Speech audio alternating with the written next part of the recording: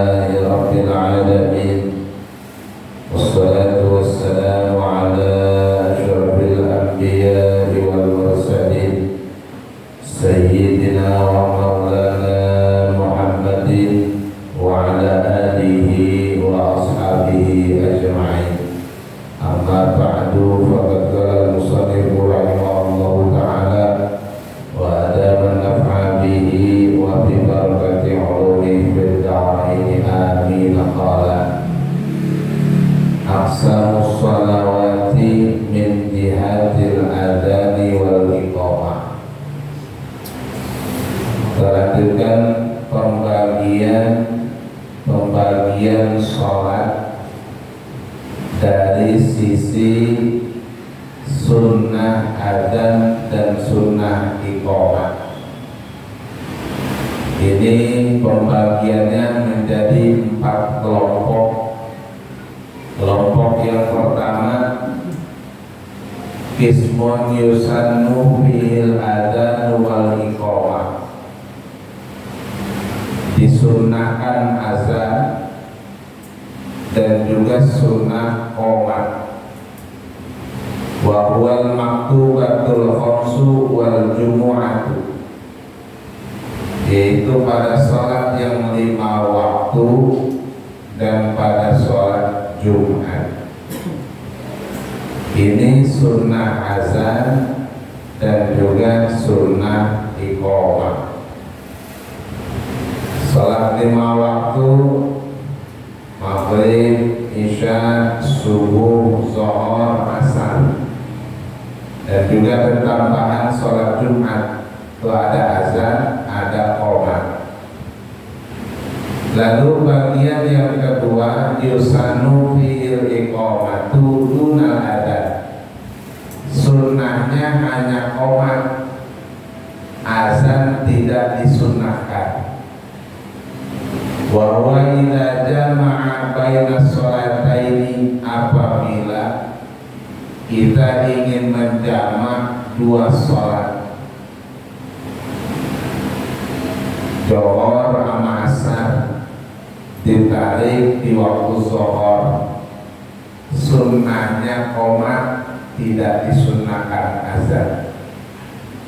Atau zuhur ditarik di waktu asar, misalnya rombongan ziarah jam 1 mampir di rest area, diumumkan sama ketua rombongan, kita mampir sholat jamaah takdim. Ada wudhu di tempat wudhu selesai, kita tungguin, udah sampai masuk ke dalam, langsung qomat, tidak disunahkan azan, karena ingin melakukan sholatnya di jamaah.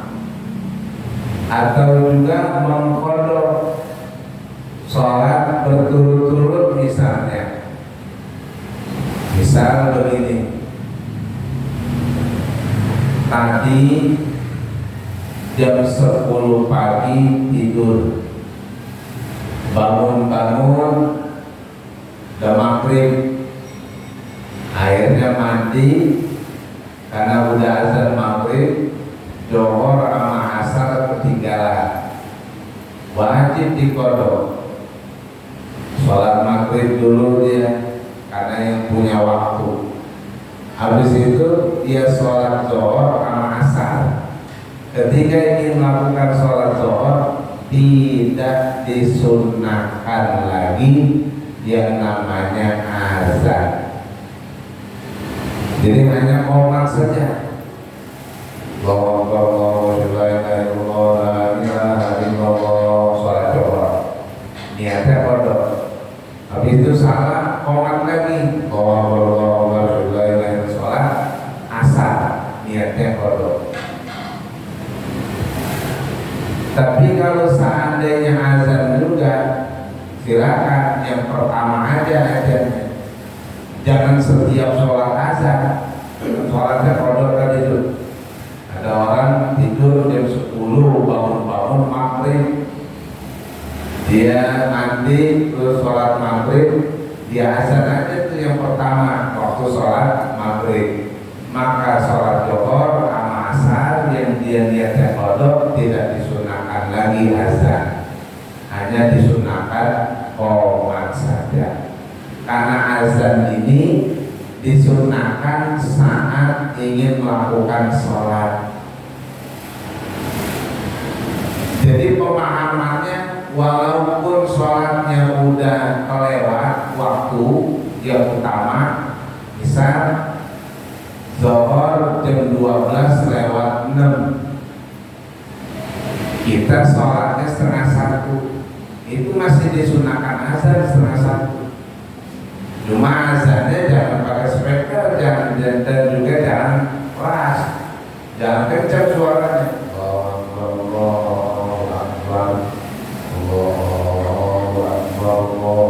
Gitu.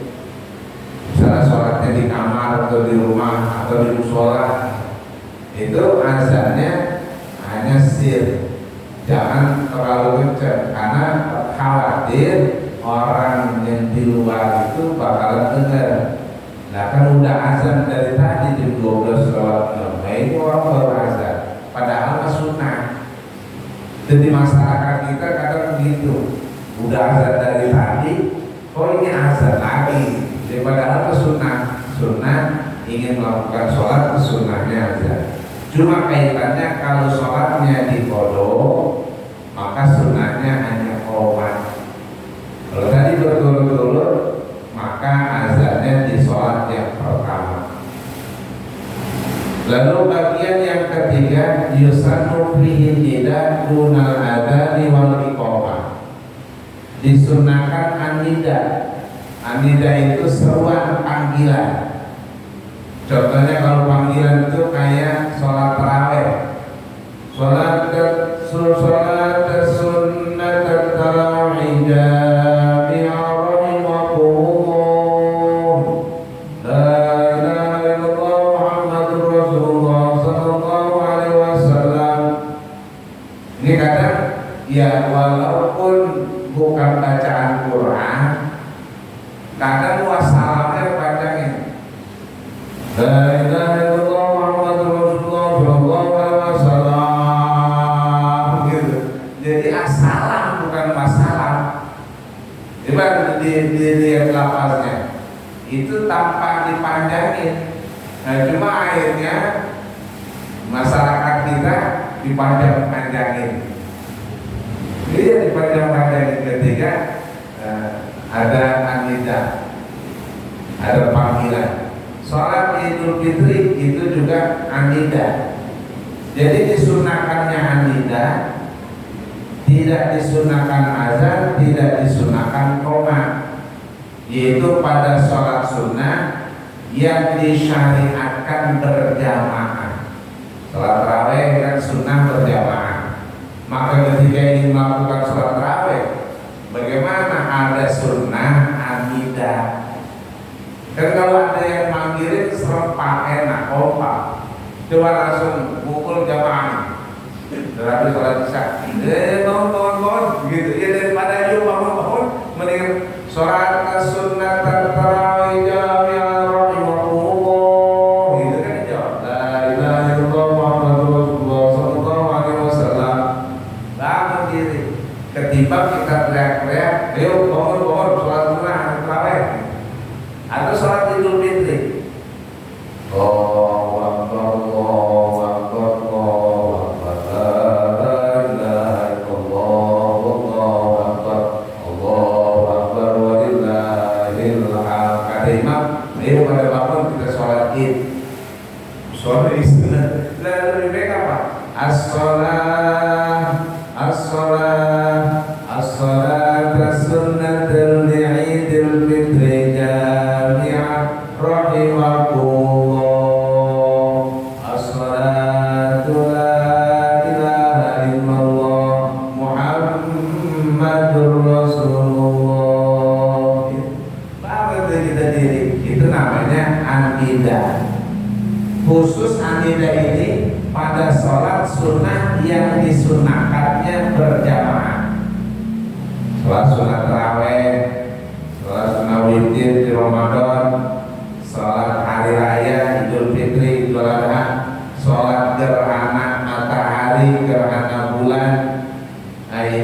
disunahkan anidah, tidak disunahkan azan, tidak disunahkan qomat. Makanya itu beda besok nih. Habis sholat isya, habis itu sholat sunnah ba'diyah, habis itu nggak ada qomat. Adanya as-sholat sunnah tarawih jamiah. Itu namanya anidah. Lalu yang keempat, tidak disunahkan azan, tidak disunahkan qomat, tidak disunahkan anidah. Jadi diam aja ini mah. Ini pada sholat sunnah yang dilakukannya dewek-dewek sendirian. Contohnya qobliyah, ba'diyah. Kita habis sholat isya tadi, ada nggak yang ngajak sholat sunnah ba'diyah isya rokaat ini? Nggak ada. Udah masing-masing. Kalau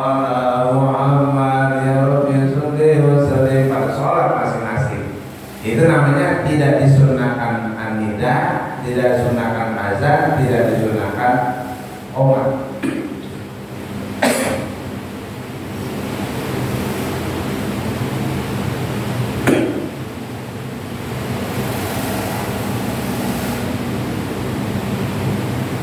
Dan hukum azan serta qomat ini hukumnya sunnah. Dua-duanya sunnah muakkad. Pada apa? Pada sholat Jumat dan pada sholat 5 waktu. Ada satu pendapat kalau sholat Jumat fardu kifayah. Sholat Jumat fardu kifayah, tidak sunnah muakkad. Maka hukumnya ketika ada yang azan di hari Jumat di satu masjid, maka yang lain gugur, nggak usah azan, karena sudah ada yang azan. Ini satu pendapat mengatakan azan hukumnya fardu kifayah pada sholat Jumat. Namun pada sholat 5 waktu yang lain itu disunahkannya hanya sunnah muakkadah. Lalu selain sholat ini ada ketentuan disunahkan kita azan. Di dalam kitab Al-Minhaj, Imam Nawawi katakan yusannul adzan li ghairi shalah, disunahkan azan selain untuk sholat. Contohnya kama fi uzunil mahmum, seperti ada orang yang azan di telinga orang yang lagi kesusahan. Ada yang curhat teman, bang saya lagi susah banget ini, usaha ini mantep, begini pengen usaha yang satunya juga lagi seret, kira-kira bagaimana ya? Bentar saya wudhu. Itu ngomong aja, bentar saya wudhu dulu. Habis itu udah siap, ini saya kasih jawaban. Udah abang diri ngadep ke kiblat. Kiblatnya mana? Udah sono. Ini buat apa menyelesaikan masalah saya kan, mau urusan saya, iya pokoknya gitu. Habis itu kita azanin telinganya. Allahu Akbar, marah gitu. Yang ada sewa sama kita. Yang ada sewa, tapi sunnahnya gitu. Sunnahnya orang yang lagi kesusahan itu biar ada jalan keluarnya apa? Azan. Ya, loh karena begitu, coba aja dah. Coba dites gitu. Dia coba dites. Kali ada saudara atau siapa teman yang lagi kesusahan, curhat, kita azanin. Saya diajari di pengajian azan sunnah di telinga orang yang lagi kesusahan apapun. Karena pernah dipesan Rasulullah oleh Sayyidina Ali. Ada sahabat Sayyidina Ali datang ke rumah Sayyidina Ali cerita curhat. curhatannya macam-macam. Ada masalah ekonomi juga, ada masalah kesehatan juga, ada masalah rumah tangga juga. Ya cuma orangnya juga mesti kita lihat. Kalau orangnya gampang marah, ya jangan diazanin lah, jangan ada ribut gitu, yang ada digamparin kita. Yang kira-kira CS banget kan beda teman. Kalau CS mah kadang juga ngumpul rokok sebatang bagi dua. Kalau CS sih iya itu juga. Kalau rokok sebatang jadi dua kan dibelah jadi dua kotek, itu mah kalau yang rokoknya kretek. Ya kalau filter mah kagak bisa. Kalau filter paling dibagi-bagi, seisap dia seisap, itu namanya CS. Udah paham sama kita, maka diajarin. Itu sunnah diajarin. Wal masru'i, orang yang lagi kesurupan, yang lagi kerasukan, itu disunahkan untuk diajarin. Cuma harus ambil wudhu dulu nih kita. Ambil wudhu yakin itu bakalan pergi itu makhluknya yang kesurupan. Memang macam-macam tuh yang kesurupan. Ada yang modelnya kesurupan minta kopi. Enakan dia orangnya gitu, minta kopi, minta susu, minta teh, minta dianterin. Akhirnya kita nganterin, itu jangan dianterin, boleh jangan disuguhin apa yang dia minta. Udah ajarin aja, kalau dia kita ajarin dia bakalan panas, ampun panas, mau keluar gitu, pasti mau keluar dia. Nah jangan diturutin apa yang dia mau. Nah sunnahnya orang yang lagi kesurupan itu sunnahnya diazankan. Wal ghadbani, ini lagi marah di rumah, udah azanin gitu, azanin aja. Ya kalau ini di rumah saya mau Ustaz, kalau diazanin mungkinan marah gitu, sialan berikan setan gitu kan. Emang kan orang lagi marah karena apa? Emosionalnya. Dan emosi itu amarah, itu kan sifatnya setan. Setan bakalan kabur, bakalan lari. Ada kalimat syahadat, asyhadu an la ilaha illallah, itu hayya 'alas shalah, marilah kita sholat. Lah kan kalau yang namanya setan tak kabur, kagak mau sembahyang gitu. Makanya kalau ada bini marah kita azanin makin marah, ya itu udah berarti wataknya, udah karakternya. Jadi kalau diajarin, saya nggak mau diajarin begini gitu. Ya kalau dia nurut hatinya, itu bakalan kagak marah lagi, Itu disuruh disunahkan untuk azan. Soalnya kalau bini marah, maka beda. Kalau kita timpalin makin marah, kagak ditimpalin juga makin marah juga. Lu dia boleh bang gomelin begitu, kita sautin tambah marah juga. Orang gue ngomong bulan pakai ngomong juga, gitu pakai jawab dia dulu gue ngomong gitu. Itu orang perempuan di kita beda sama istri-istrinya sahabat-sahabatnya Rasul. Itu Sayyidina Umar ketika diomelin sama istrinya Nyai Atiqah, Sayyidina Umar diem aja, dengerin aja. Itu solusinya sebenarnya. Itu Nyai Atiqah, istrinya Sayyidina Umar. Lebih di kita beda kalau kita diemin, ya makin marah, lu diem aja gomelin gitu.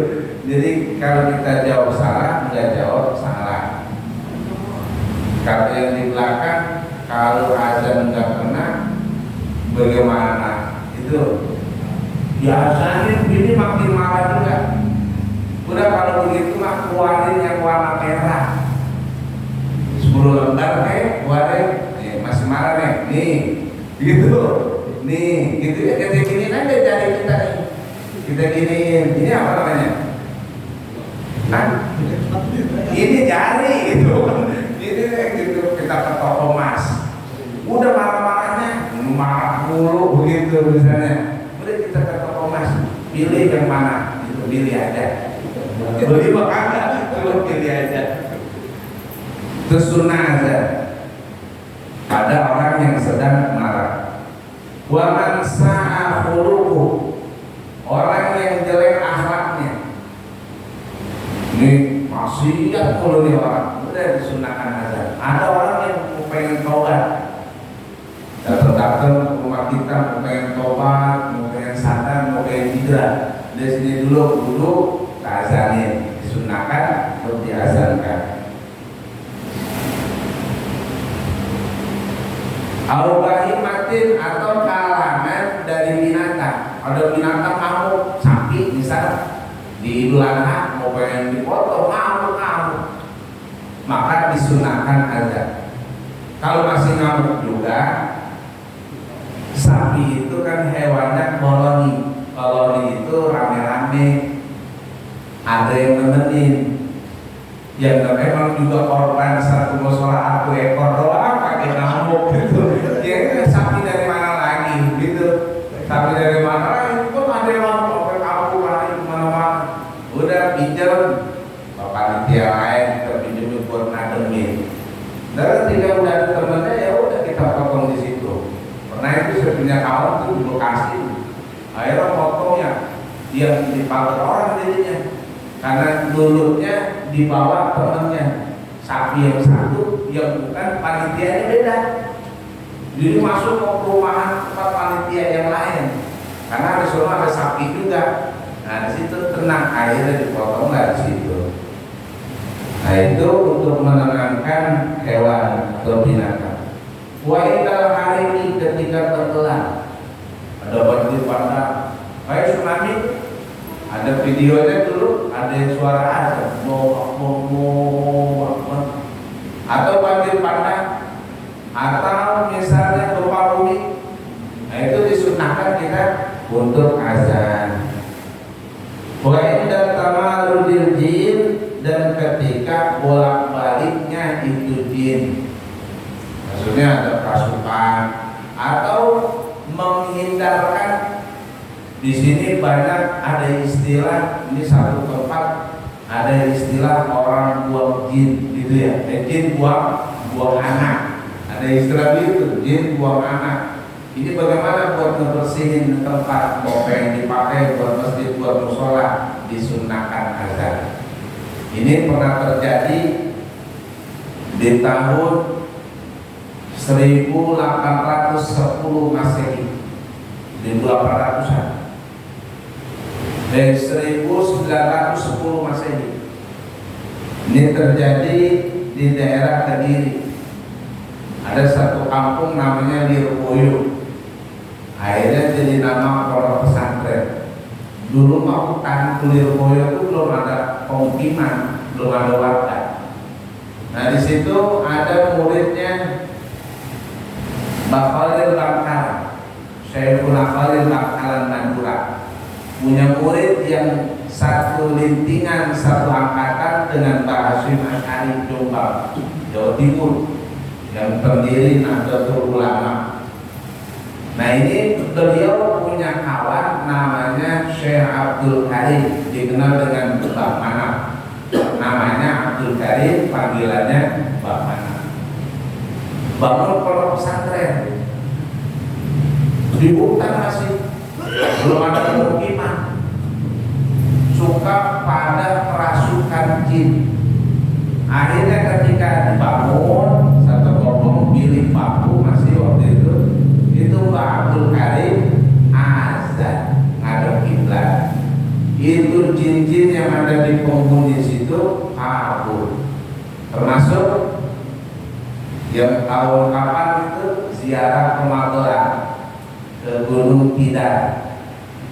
Nah itu ke Gunung Tidar kan ada siapa namanya, Syekh Ahmad Subakir dikenalnya, Syekh Subakir. Itu Syekh Subakir melawan yang bangsa jin, separuh manusia, namanya Semar atau Sabda Kalon dikenalnya. Itu melawannya jin-jin. Dan adanya di Gunung Tidar, karena pusatnya Nusantara, tanah Jawa, dan Jawa itu titik tengahnya ada di Magelang, dan Magelang itu tengah-tengahnya ada di Gunung Tidar. Gunung Tidar itu singkatan kata orang Jawa. Siapa orang yang ke Gunung Tidar habis mati dia modal, jadi matinya modal, makanya disingkat dengan Tidar, mati modal. Oleh Syekh Subakir azan di situ. Itu cincin para kabur, ada yang ke Banyuwangi, ada yang ke Gunung Merapi. Yang Jogja itu kan sebelah dengan Gunung Tidar. Padahal di situ diazankan. Nah itu sunnah azan. Ada lagi sunnah azan dan juga qomat di telinga anak yang baru dilahirkan. Anak yang baru dilahirkan itu disunnahkan azan. Wa khalfal musafir, selain bayi. Nah kalau bayi telinga yang kanan diazankan, telinga yang kiri dikomatkan. Cuma azannya nggak usah pakai lagu. Ya kalau pakai lagu kelamaan. Allahu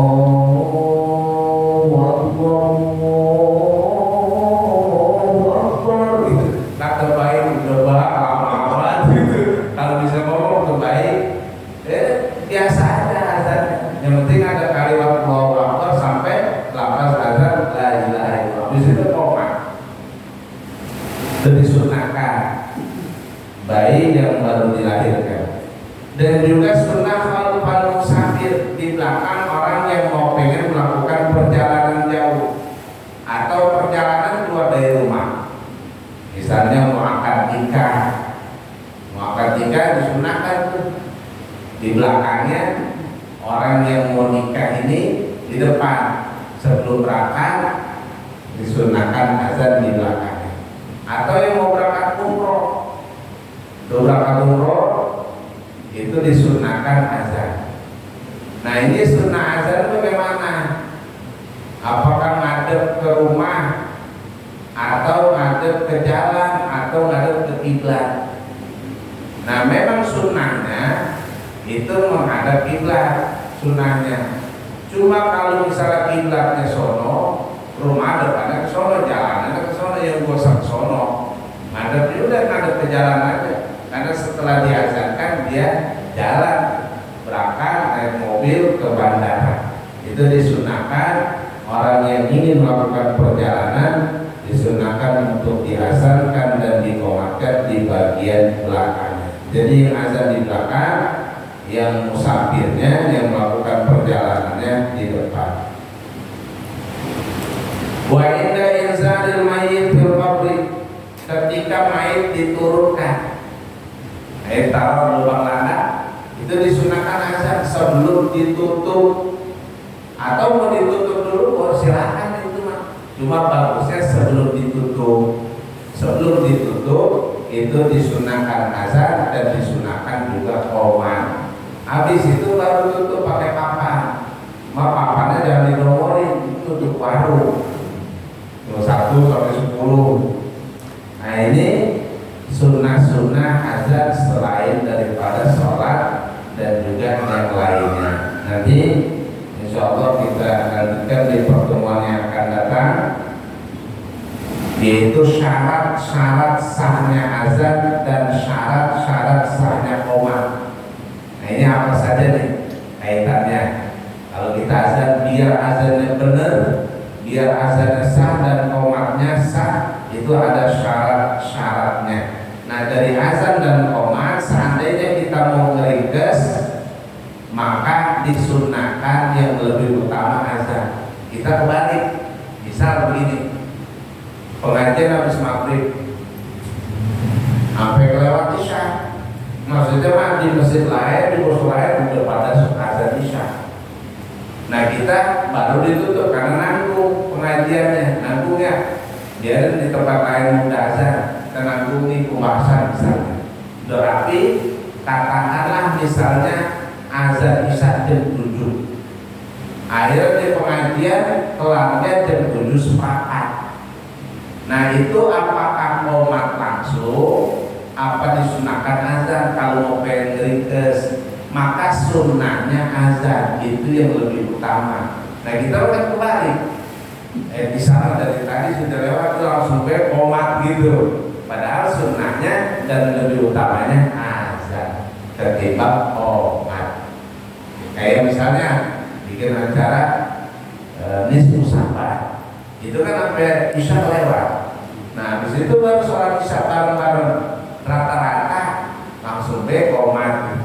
Tapi boleh nggak ya? Boleh, silakan. Cuma yang lebih utama azan ketimbang komat.